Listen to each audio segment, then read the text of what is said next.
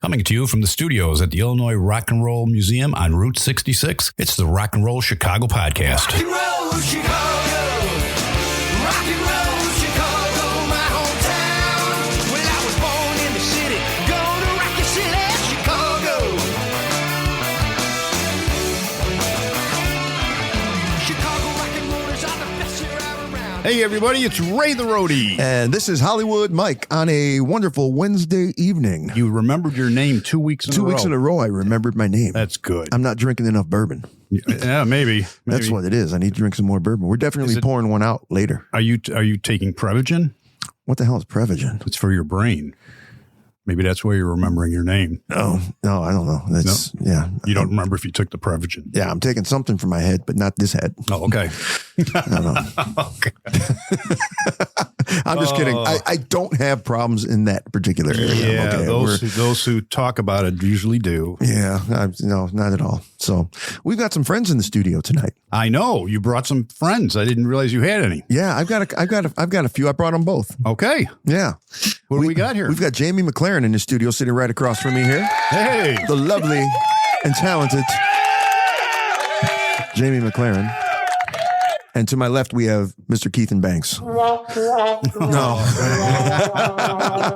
Wow. How you guys doing? Don't do him like that. No, not at all, man. Not at No all. wonder you only got a few friends. They're gonna hear some. They're gonna hear his music a little bit later, so they can make it up their own minds. So Outstanding. Outstanding. That's right. We're like brothers from another mother, I think. Yes, sir. What it is. I can see that. Yeah. So thanks for coming out, guys. Thank you for having us. We've got something coming up here very shortly. It's going to be a fantastic show, right? So I wanted to have you out here and talk about it a little bit. And this is your brainchild, Jamey. Right? Absolutely. Why don't you tell everybody about it? Thank you. I'm super excited about it. We're having what I call the Soul Sessions, and I try to do a couple shows a year and based on the season. So we're doing the Spring Soul Sessions on March 29th. I did the same thing you did before. I just ate my words on that. The Spring Soul Sessions. There you go. That sounds much better. All those S's. Yes. All the S's. Yes, say it 10 times fast. It's a tongue twister. Yeah. Go ahead. Try it. Yeah. The Spring Soul Sessions. Spring Soul Sessions. See, exactly. The Spring Soul Sessions in Mississippi. Yes, there we go. That's a good one. And he's from Mississippi. Crooked letter. So super excited about the show. Something that all the years that I've worked with musicians across the open mic scene, as well as you, Mike, I've been blessed to work with a lot of really, really talented musicians in the scene, and the collaboration that I've got to do with a lot of people really made me want to do something bigger and also give back. So each show I want to bring on new musicians with the core group and showcase these musicians and help get them out there while we're also giving back to non-for-profits like Trinity Services, which is the owner of the venue we're going to be using, the Roxy Theater. Right. And then New Eclipse Community Alliance, which is our partner. Their donors and sponsors have helped put this show to light, and we're raising funds for their program. One of the founder of the nonprofit runs a massive community center out in Inglewood, and she has a food pantry, violence prevention classes for kids. They have community gardens over the summertime for the community, the kids and adults. They have a bunch of housing assistance programs. So she's doing a lot there. So this is like a way to give back for all her donors and then also raise money for those programs. So we're also trying to get a music program started over there too. Wow. So to help the youth. And what's the name of that organization again? It's called New Eclipse Community Alliance. Okay. In South Chicago. And what, I mean, you said what they do, but I guess what would you describe them as? Like community outreach? What? Community outreach programs. Is pretty much what it is. Mm-hmm. Okay. All exactly. Right. And they're located exactly in Elgin. where? I'm sorry. No, Inglewood. Inglewood. Yes. Okay. Inglewood. Am I saying that right? Englewood. Somebody always corrects me. Well, California got an Inglewood too, right? Yeah. Okay. So There's Inglewood. theirs is with an I, and this is with an E. Okay. The area, Oh. yeah. Yeah. I didn't know that.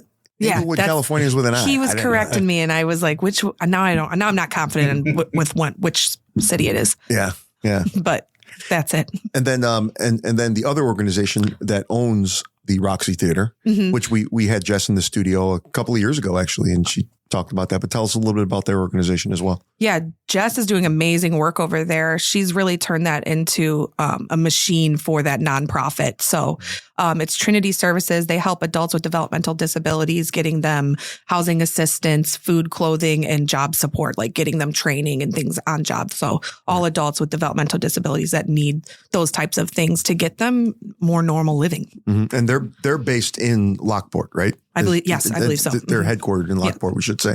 Yeah. I'll tell you what, let's talk about the Roxy Theater for a second, because there's a lot of people that don't even know that it exists. I mean, it's right in downtown Lockport. It's centrally located for most of the people that live what I call like on this side of the town or our suburbs. And most people have no idea that it's there. It is an old theater. It's got, what is it, 100 years old? Yeah. It's got to be. Exactly. And I was born and raised in Lockport. So I remember that sitting empty. And my whole life I was like, I wish that was still a theater. Yeah. And I was so happy to see somebody come in and do something really great with it that's good for the community and also musicians, because the whole program that she has going in there, it's a really like amazing experience. Like the venue was beautifully built out with a lot of thought and just a lot of care to really give the musicians, like as a performer, a high-end experience. You've performed there, like when you perform there, the green room itself makes you feel like a star. And you feel like you're transported back in time. Exactly. Because the entire thing is newly decorated and you feel like it's the 1920s. And I love the fact that they've got the movie projector is right there by the front door when you walk in. You don't realize that the movie projector is so big, over time, things have gotten smaller, but this movie projector is huge. When I first saw it, I mean, it looked like the gun on the back of a Jeep or something is what it looked like. And now the movie projector is this computer right for all 18 screens. Right. Yeah, exactly. I mean, you can buy one that's the size of your phone nowadays. Yeah. But Carry it with you. I mean, everything in the place from the facade on the outside of the building to the decorations in the inside, you feel like you've been transported back in time. The performance room it's like it reminds me of performing in like the old cotton clubs with the dance floor and the red curtain on the back and a real stage and a sound system and downstairs, like you said, the green room for the performers, it's fantastic. When Cadillac Groove played there, we walked in and kind of did a scouting of it to just look at the stage and the whole bit. And immediately we said, no, this is not a regular gig, right? Because we play some bars and we play festivals and things like that. So when we sold the tickets and put out the invitation and stuff, we requested that everybody dress up. And people showed up wearing suits and ties and dresses. It was fantastic evening. That's awesome. That's why I'm looking so forward to this. It's going to be a good time. Yeah, I'm really excited. Overall, just the community in Lockport, I just want to be able to get them more involved with music and other things that are needed. So, right. And I'm excited to have Kiethen as one of the main singers, the band leader. Yeah. Captain. That's the deep voice you've been hearing other than mine all that long. Yeah. So how you doing, man? I can't complain. Nothing broken, nothing missing. That we know of. Because if it's missing, how do you know it ain't there? That's right. You got him on that. No one ever gets him on something like that. See, only a musician would do that. We just talked about that. Musicians always have something else going on in the back of their mind. That's that southernness in it too. Quick, clever thinking. We got quick comeback. Yeah. That's right. That's all them shrimp boys. I mean, crawfish. Yeah, it's the cayenne pepper in my blood. It distorts your brain just a little bit. You got too much in there. You know what to do. So you're involved in the project, and yes, I met you in person for the first time at our first.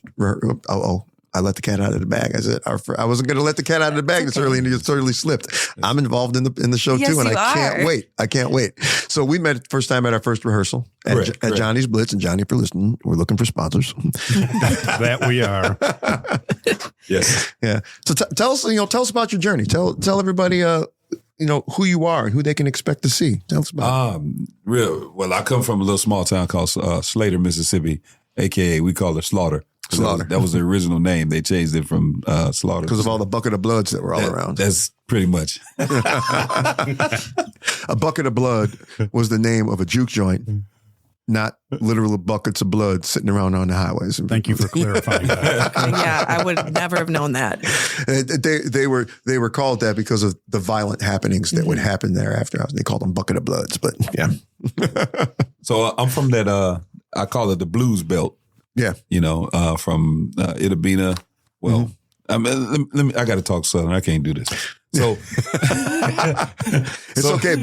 Be who you are. Be your genuine self. Yeah. So they called it. It's called Itabena, but we call it Adabena. Yeah. You know, Right. just like you guys call it a pecan, we call it a pecan. Yeah. It's like, what's a pecan? What's a pecan? It's a pecan. Tomato, tomato, potato, potato. Yeah. So I started. I didn't do research, but my uncle was a harmonica player. He started telling me all these stories about people. What's that song? Fattening Frogs for Snakes. I forget who sings that song, but Sonny Boy Slim. And he started telling me about all these blues. I'm like, how you know these people? Mm-hmm. And he's like, well, he said, me and your granddaddy, we used to hang out with Muddy Waters down in Clarksdale because they used to chop cotton together. Wow. My grandfather and Muddy Waters. And he would tell me all these. I'm like, he said, yeah, I used to be on the porch with a he would take a comb and put some paper on it like he got a harmonica. Yeah. So, and he talked about how they would have this one string on a piece of wood. And they would be playing. Yeah. like Tom the Cat in the Tom and Jerry cartoons with the yeah. Right. Is you with my baby? Yeah. Right. Yeah. That's basically where they got it from. Yeah. So he would tell me all these just amazing stories about these blues letters. I'm like, I did not know this stuff. Yeah. You know, I didn't know I was a part of, where I came from was so deeply rich in blues and blues artists. You know what I mean? Like I used to sneak to the juke joint when I was a little boy. Because, we a small town, we had gas station. At this time, when I was little, we had 2 juke joints and a post office. Yeah. And a couple cotton gins. Yeah. So and so I would sneak off and listen to the blues when I was a little kid. My grandmother she would trip me out. I'd come back home singing some of the blues songs and I was like, I'd be stroking. I had no clue what I was saying. And grandma turned around and backhand you. She said, "Shay, you see that?" She's like, excuse me? Boy, what are you stroking? You sing that song again, I'm gonna stroke you. 'Cause, she was a religious woman. They thought all that music was the devil's music. Oh yeah. So it was a real fun experience, man. Being around like one, juke joint at night and church on Sunday morning. Right. That's pretty much was a routine.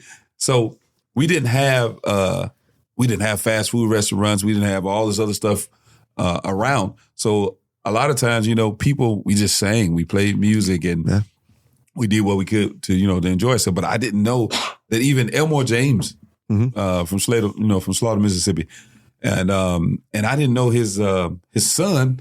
Right, I was talking to his son, and I'm like, I didn't know. Yeah, we know.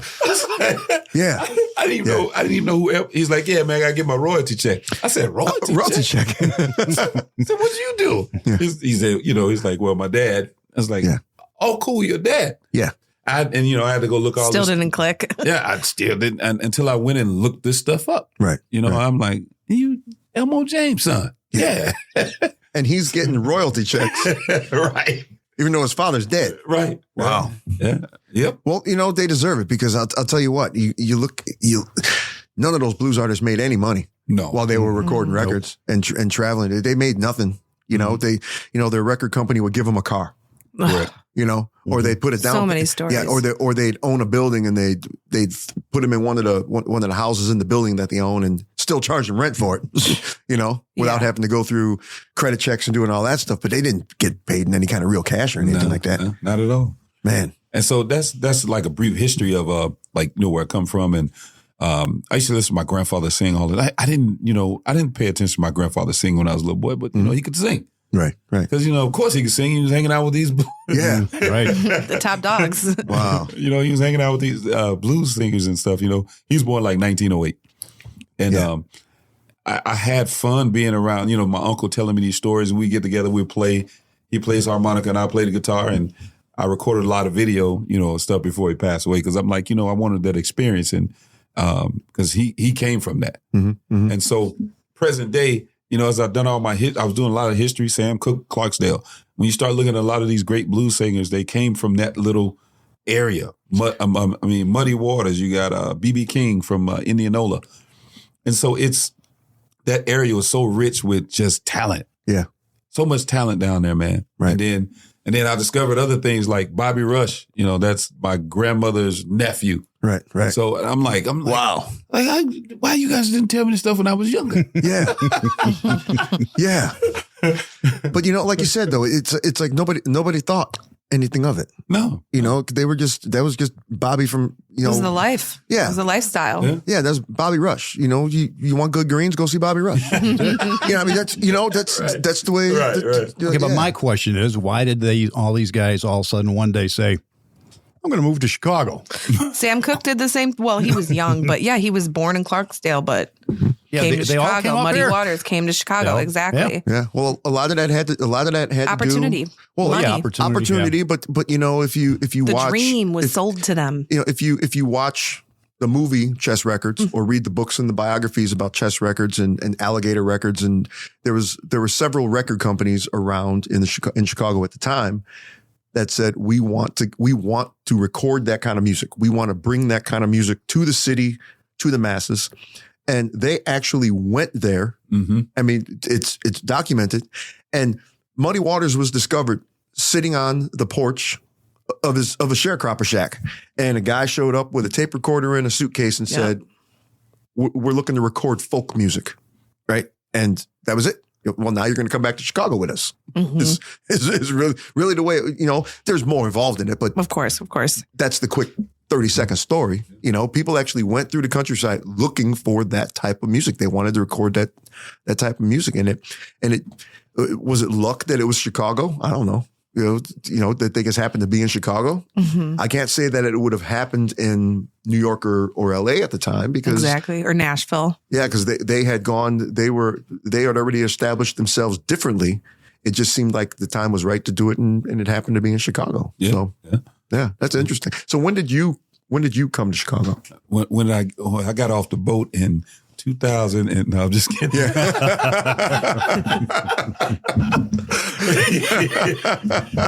So I think I came to the city in 2005. 2005. Yeah, so I think so. I got out of the military, and Okay. so technically, 01.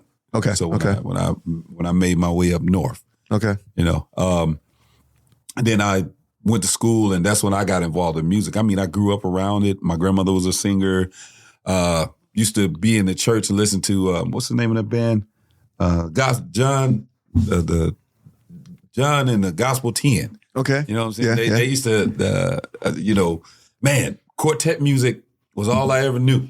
Okay. Right? Because quartet music, you think of quartet music, you think of another guy from Chicago, Curtis Mayfield. Oh, of course. Right. So that was basically, he was just playing quartet music. Right. And turned it into R&B. Yeah. So after getting to Chicago, I did, like I said, I wish I would have experienced Maxwell Street. Yeah. I wish, man. Like I'm like, man, I was born in the wrong time. Yeah. You just mention it and I can smell it. All right, Ray. You were no way. You got to experience it. Oh, You know what? Yeah. wow! I want to hear your stories. Yeah. Because what Maxwell Street is today, that wasn't that change didn't happen very long ago because Exactly. I went to college at UIC, which the PE building, the back end of the PE building borders along Maxwell Street, and so in 1990 to 94 is when I was there, and I used to park in front of a police station that was behind the PE building, and then Maxwell Street was immediately right here, and that picture on the wall here in the museum that we were just looking at, that's exactly what it looked like up until 1994. And it was around 95 and 96 when they started buying up a lot of the houses and stuff over there and just kind of gutted it. And now it's the Maxwell Street that it is today. You wouldn't recognize it. If you were here in 1994 and you saw Maxwell Street and you left and you came back and the first thing you did was say, I'm going to go find Maxwell Street, you wouldn't find it if there weren't street signs because it looks completely, That's so completely sad. different. Yep. Looks completely different. I'm not saying that it's a bad thing. It's just a different thing. I wish they would have preserved a little bit of the feeling of it, Yeah. but they sterilized it. unfortunately. It's I mean, they sucked all the life out of it. yeah. The soul out of it. I mean, we got to bring the soul back to Chicago for sure. But you're right though, because immediately when you said that, I smelled greasy Polish sausage and Because Maxwell Street was basically shut down in 1994. yeah. Oh, wow. So not that long ago. The market, the Maxwell Street Market was shut down in 94. Because I remember I used to see it. I used to walk it as they were setting up on Friday afternoons. I used to walk it and get lunch. And then 94 came and it was all gone. Nothing like a Maxwell Street Polish. Yeah. You're listening to the Rock and Roll Chicago Podcast. Your Sunday nights just got a whole lot bluesier. Get ready for the Bus Stop Blues, a show that takes you deep into the soul of the blues with classic hits, road stories, and live jam sessions. Hosted by bluesman Kevin Purcell and me, the one and only Road Bill. The Bus Stop Blues is 2 hours of nonstop blues, banter, and badassery. Check out the Bus Stop Blues podcast at thebusstopblues.com, where you can listen on Spotify, iHeart, Apple Podcasts, or any other major podcast platform. Up on board the Bus Stop Blues, where the blues never stops rolling. So how did you guys meet then? How did you guys meet so that you were both involved in this project though? Kiethen and I met through mutual music friends. Again, great collaborations and just kind of crossing paths in the scene. And I had crossed paths with you in the scene actually early on in my music career, where I had like given up music. I was a college dropout, classically trained opera and jazz. And I was like, I'm done with this. And I got drawn to the blues and the soul, and it literally revived me. Yeah. Rest in peace, Twist Ferguson, who was the one that really made me go out to open mics and get involved again, because I never sang like that before. Yeah. It was totally new to me. So I found myself coming across more and more musicians, and I came across Kiethen, who had that soul that, and you'll hear in his guitar playing, like he reminds me a lot. Those chords he plays reminds me a lot of Twist Ferguson's soul. Because the one thing that Twist always said, he loved the blues, but he would get bored with it. So he had a different way that he played the blues that was enchanting. Yep.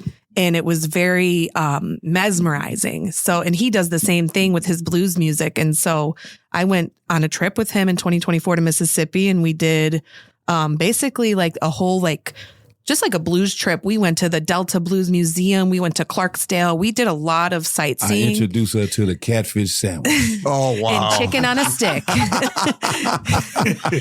And then just barbecues in the front yard with the entire neighborhood. A catfish sandwich. Why'd you have to say that? Catfish sandwich. Oh, man. Man, oh man, oh man. Hey, look, you can't stay down there. You can't stay down there a week, man. You about 400 pounds. Oh, God. I'm telling you. He was laughing at me every time I got something new that I haven't had before. I almost lost my mind. Like, what is this? It was the stopping at the gas station. And all Yeah. Oh. They sell this here. That's right. That's right. A catfish sandwich, man. Oh, my God. And an okra pickle. Ooh. Oh, my gosh. That's crazy. I love those. Those are good. Yeah. They're starting to pickle everything nowadays. Oh, man. It's cool. Why do you have to say that? Man, listen, that food will take you there, man. Man. But he really introduced me to the community and just like the family values down there. It was really beautiful. And, through my experience with the music scene, the blues scene and the soul, and my background in classical and jazz, I'm like, this is American music. This is the root of American music. Like, I've been very drawn to tell the story across the many different musicians I've met in my life, and continue doing that in creative ways. So this is our second show. Super happy to continue doing this with the Roxy. They gave us the chance to bring this to life, which I've been thinking about for years, really. And I just never had the guts to do it, so to speak. So here we are today, show number 2. We did the Christmas Soul Sessions, and now we're doing the Spring Soul Sessions, and we're up in the game this time. And we have a horn section. We got powerhouse singers. We have you, Mike. Well, thank you. One of my favorite singers on the scene, for real. He does a fantastic job with a lot of traditionals. I didn't pay her to say that. I didn't pay her But to for say real, that. every time I'd go see Mike, I would sit, and I knew I would go to open mics, and I knew when to be a student, and I would sit and I'd watch these performers. And I I'm just just threw like, up in my mouth. come on, you gotta pay homage where it's due, okay? Thank you. So, honey. and that's how I felt when I met Kiethen. So here we are. Yeah. You walked into, you walked into the place that we do not mention on the podcast. But you probably know what I'm talking yes. about. Yeah. Yeah. Good thing I And, didn't mention it either. Yeah. I didn't even know. And I think it was a night that Jesse Perez and I were both co-hosting. Correct. That was that name. And the first song we did was Come on, you know it. Everyone does it. Valerie. We did Valerie. It was that. Yeah. And it haunts me to this day. People will ask, can you sing Valerie? And I'll be like, I'll do it because I have can. respect for it, Yeah. but it's overdone. Valerie's going to cost you $100 in the tip jar. Exactly. So if you want to hear it at the Spring Soul Sessions, it's not at the set, but we do have a nice donation QR code. You send that over and we might make it happen. We might make Valerie happen for the proper donation. But we remixed the song. I put more soul on it. Yes, he did. He brought me out of my okay. box. Nice. I was like, I can't play this song. Oh, like this. yeah. Because there's no, No, he changed it up. Yeah. Changed it like completely. I actually found a version of that sang by a man that I actually really like. I believe it's Teddy Swims? No, I believe it's David Gray's version of it. Okay. I'll have to look that one up. And it's slow. It's a ballad. Okay. Yeah, and it's really good. But I did not come here from home. I was at work and came here directly from work, and I wanted to swing. I wish I had time. I was going to swing by and get my guitar so we could have done it live in the studio. Oh no! And I ran out of time. I'm so glad you ran out of time. Oh, but they ain't got no guitars. to do it. Both of you, I'm disappointed. I asked him too when we were coming. You had a guitar on you? You know what? He's like, no. I'm like, all right. I actually do have one in my truck. It's an electric though, but I don't have an amp, so it wouldn't. Okay. Yeah, he might have the amp. Oh no! But. Yeah, it would have been good, but no, we'll play some videos and do some clips. Absolutely, and I appreciate that. An example of what it's all going to sound like. So tell everybody about who else is involved in the show. Give them a little background on who else we got going on. We got Tony Lorenz, who I'm super excited to be working with. Who is my cousin? I know. Why does this always happen? I introduce you to your own family. This is the second time. But my family is huge. Yeah. If you go to the state of Louisiana, my last name is like Smith or Johnson. I'm not kidding you. My mother's maiden name was Metoyer. Metoyer is where it's really pronounced. Before she married my father, and they are not blood related. Well, his last name is at least that's what I'm saying. That's at least no, there's no inbreeding going on over here. Is that why you act like that? That's right. That's right. You know how you always wanted a neck friend. Yeah, for real. That's not a mole. That's a vestigial. No. Oh my gosh. Yeah. No. Yeah. He approached me at the first rehearsal, and he said, "I saw your last name," and it's like I get involved in this because we're cousins. And yeah, it's amazing. I've never met him before, but he knows my parents. That's really amazing. See, the stars aligned on this one. Tony's really he's really helped bring the show to the next level that I've been wanting to get it to. He's playing keys for us, but he also has done arrangements for us on our gospel section. Yeah. So we're doing a couple mashups. A lot of really exciting things that he arranged for us. We have a choir section. Yeah. And when I say choir, it's, three singers, but also the band, they all sing. So I'll tell you what, I was talking to somebody last weekend about the show, and I was naming off some of the people that are in the show that I can remember their names of. And I don't know, I never got the names of these guys, but he goes, I know Tony. He goes, I was in Indiana someplace. I can't remember the name of the place, but he was playing. He says, I was there to see a friend of mine by the name of Jimmy J.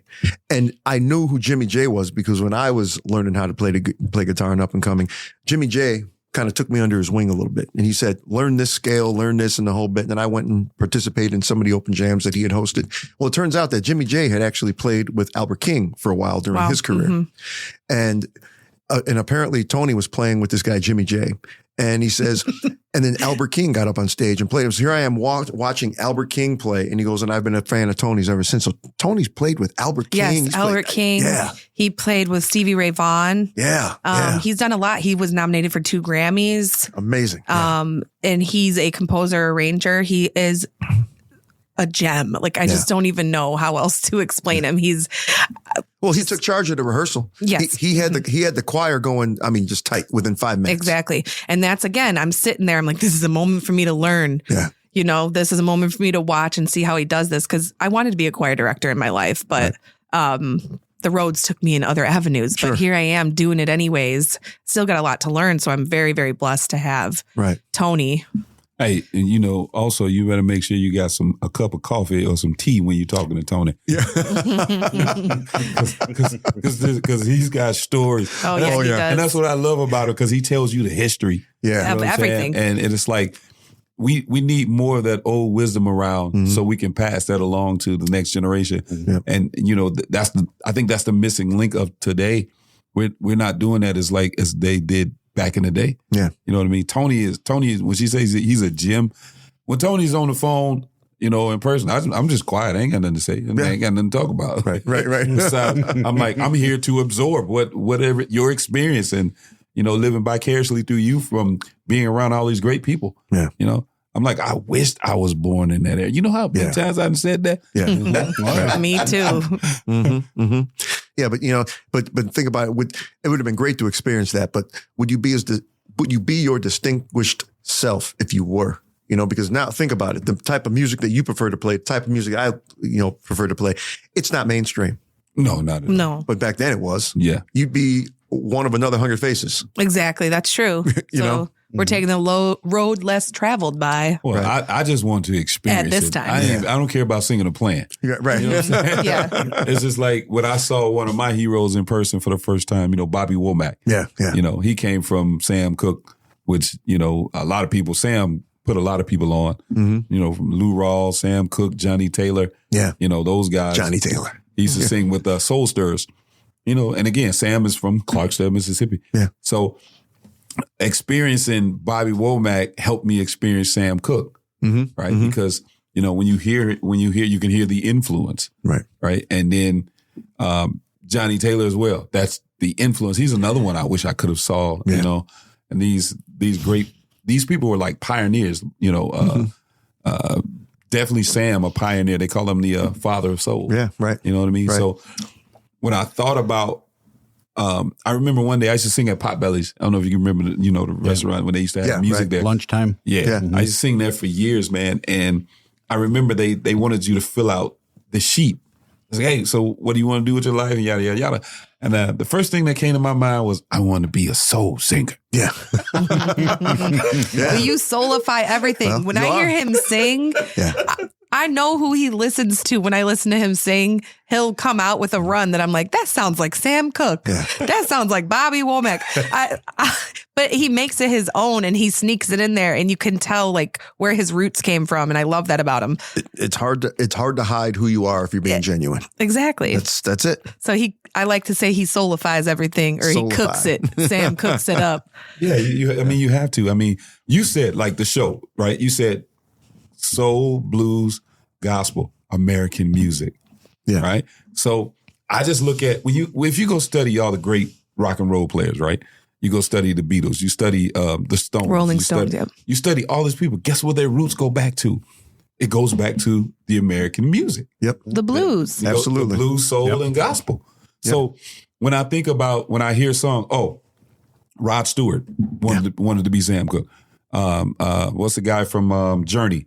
Steve Perry. You hear Steve Perry sing, that's Sam Cooke all day long. Yeah.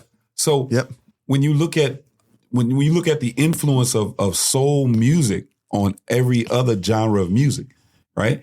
And you just trace those roots back. You go back to Sam Cooke, who got it from R.H. Harris, which was a gospel singer, right? So and when I started to realize Chicago was a music soul juggernaut back in the day. Mm-hmm.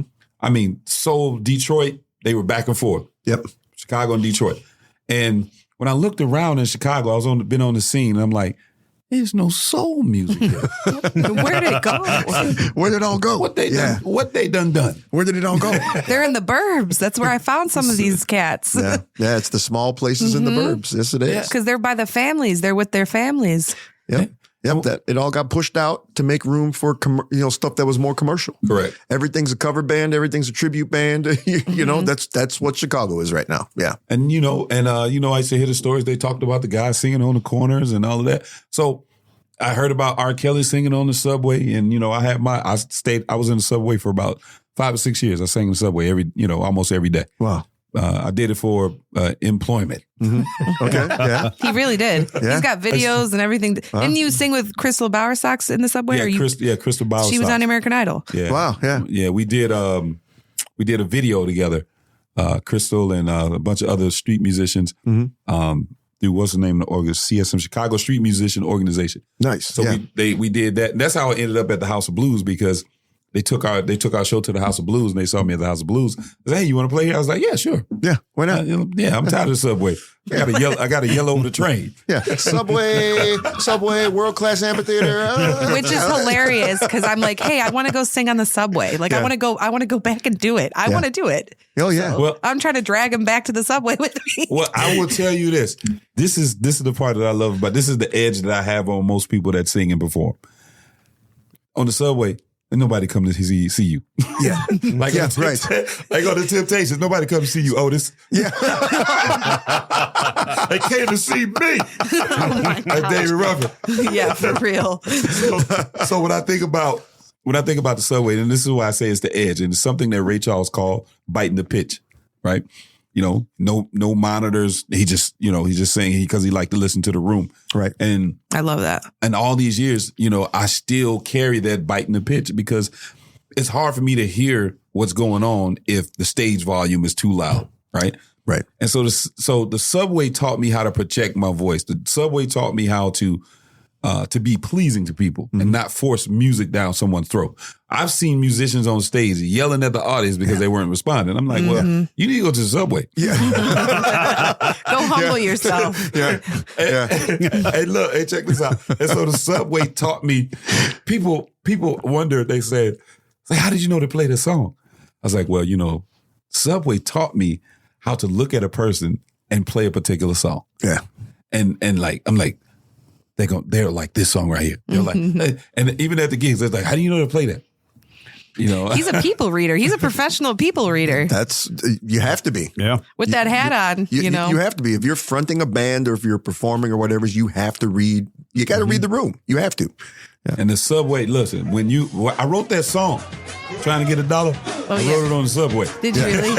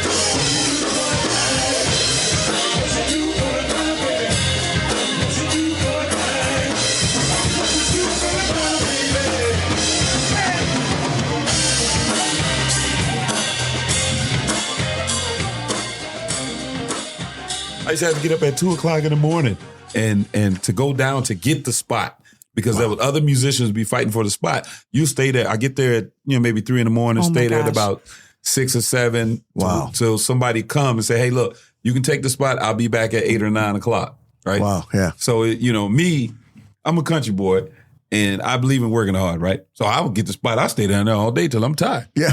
I mean, it'll be evening time when I would leave at 8 o'clock. Right. Because when I would stay there, most folks take a break, because if you take a break, it's You over lose with. your spot. Yeah. So, Right. I didn't take a break.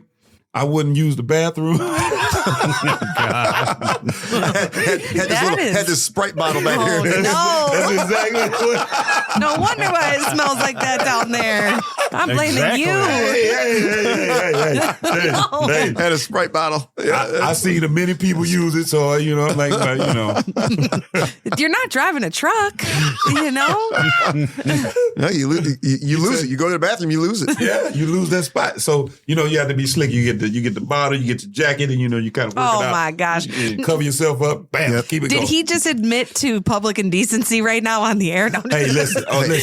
I've seen worse on the subway. I was going to say, seeing somebody peeing inside of a Sprite bottle is not the worst thing you're going to see on the subway. I've seen a woman butt naked on the subway. Oh my I'm like, gosh. what? I was like, what? What? And that's where he wrote "Do for $1." I'm telling you, man. And while you guys were hashing this out, I just filled this bottle. Just whip that out. Wow. I'm telling you, man. Look, so what I started doing from the subway. I made it above ground. Yep. You know what I mean? So I didn't listen. I didn't realize I was in the subway so long that if I forgot what the real world was like. Crawling out of the abyss. I'm like, He was like in a This bomb is what shelter for fresh 30 air-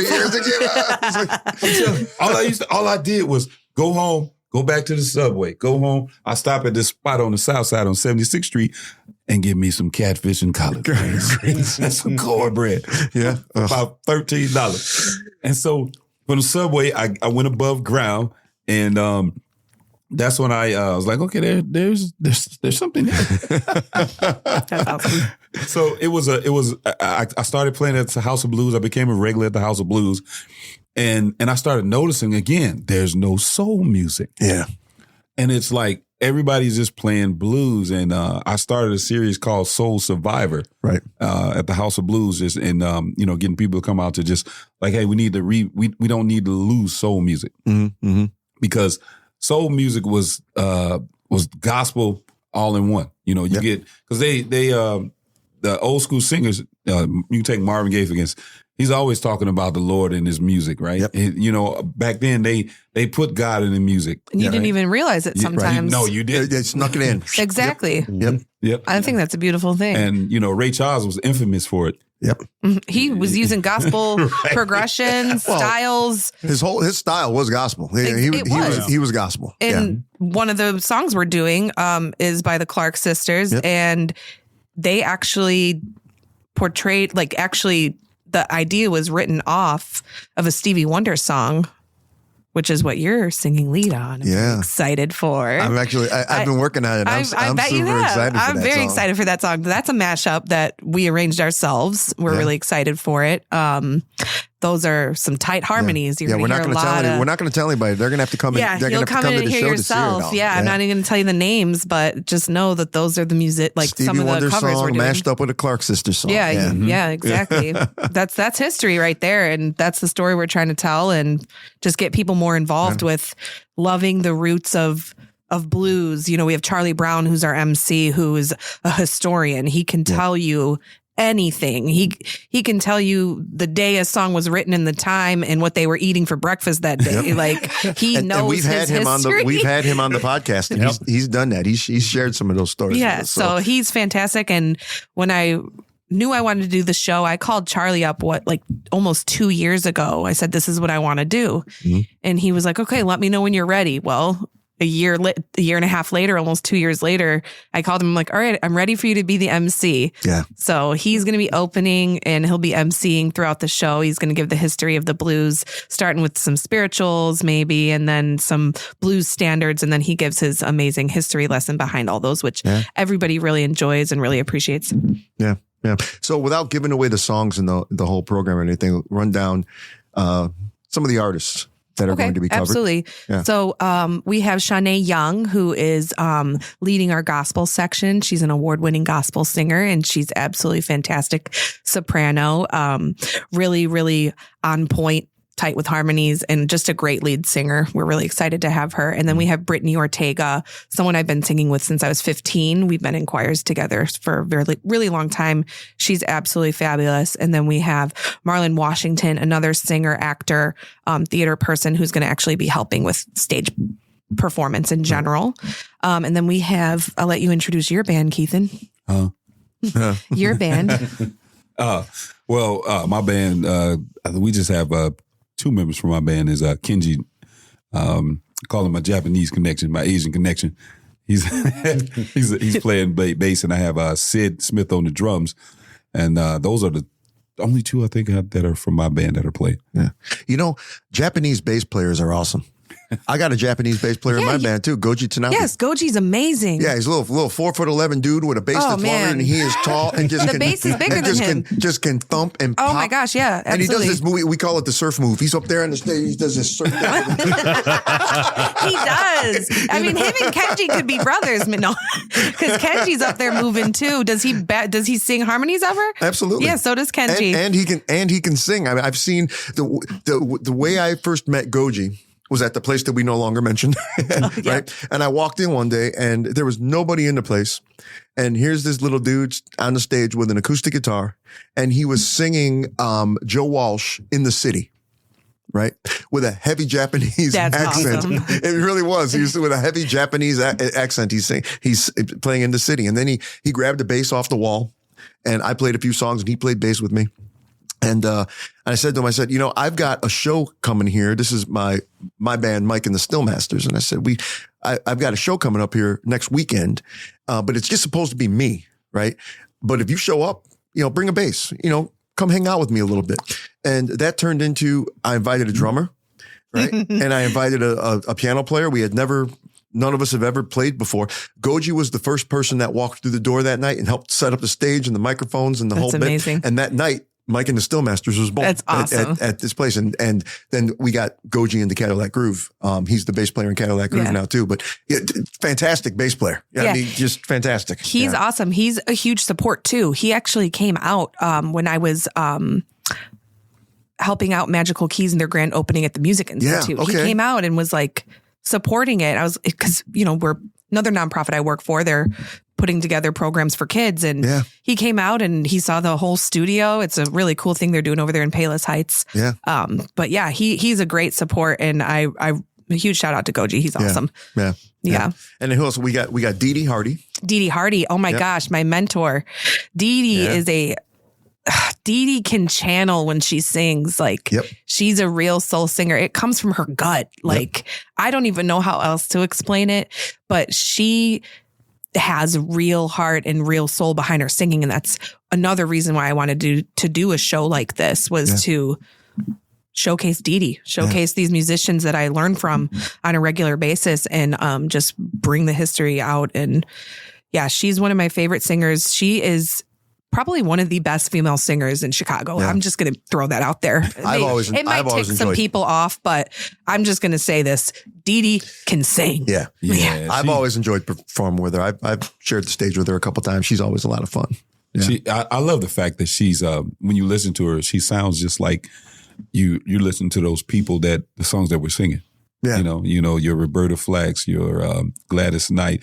To me, I get more of a Gladys Knight vibe because Gladys is like she's gonna take your time. Let me marinate this. Absolutely. And as Dee Dee has that same that same style of like let me marinate this. Yeah. Right. Right. So and like when I hear her sing, it's again like when I hear Gladys Knight sing, my whole world is like, oh, let me hush up. Let me sit down. Yeah. Right? And so Dee Dee has this same effect in her theatrics and how she.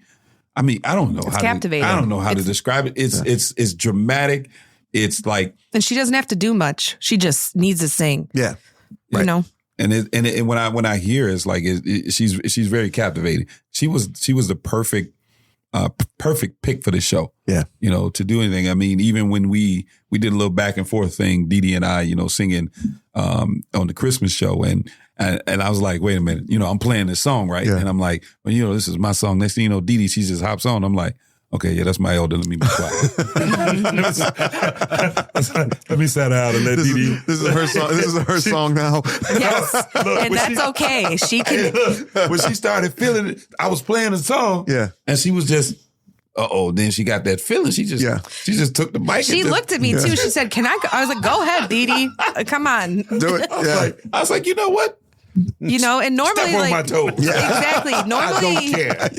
exactly. Normally, you know, people, you got to have that etiquette, this and that, but there are just certain musicians where it's like, it doesn't apply. Yeah, and I don't want to say that lightly because people will take that. Well, then I'm one of those. Yeah. It's like, no, you're got not. to earn those stripes. Yeah, you can't choose that for yourself. You cannot choose that for yourself. It's right. It's like you can't give yourself a nickname. No. Exactly. Yeah. And that's why with Dee Dee, when she did that, like, you know, we're Southern, right? So we understand the order of operations, right? Especially when it comes to family. Right. So when she comes in, when she does, I'm like, you know what? Let nephew sit down. Yeah. You know what I'm saying? It's the same respect that like I give all my elders, right? Because you've gone before me. Right. I don't care how good I sound on this song. You want to sing the song. Sing the song. So do whatever you want to do. Let me learn from you, because there's some stuff that I don't know. Right. And you've been around long enough. So, and that's how I look at it. Her, Charlie Brown, you know, I love those people because it's what I grew up with. I sat down at the feet of my elders when I was a little boy, and people always say, "You sound like an old man." I'm like, well, you know, my friends are like 80 years old. Yeah. I don't know what to tell you. They always got the good whiskey. Right. Yeah. You would know, wouldn't you? Exactly. Right. Come here, baby. Let me put this in your cup. Yeah. They had that same bottle since 1980. Mama. Right. Don't tell you. Yeah, a little honey, a little honey, a little whiskey in the milk. Yeah. Mike, why you like going over Miss Jackson? She got some good cornbread, Mama. Hold on, let me write that down. He's gonna have to write a song about that now. Yeah. So, you know, I could sit here and talk to you guys all day, but unfortunately we got to end this thing eventually. Oh, wow. Yeah. Can you Are we believe way that? over? We are actually. Are we really? Yeah. And we didn't even play any music in the studio or anything. We're just sitting around here talking. So I think what we got to do is maybe we just continue this conversation down at Judges or something. Okay.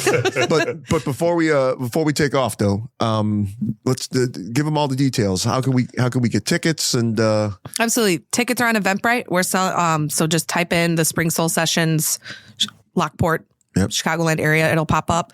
You can get tickets at the door. Obviously they're, you know, the event venue, beautiful venue, but it is, you know, how can I say, it's intimate. So it's not huge. Yes, right. But you could fit a good amount of people in there. Right. So tickets are going pretty fast.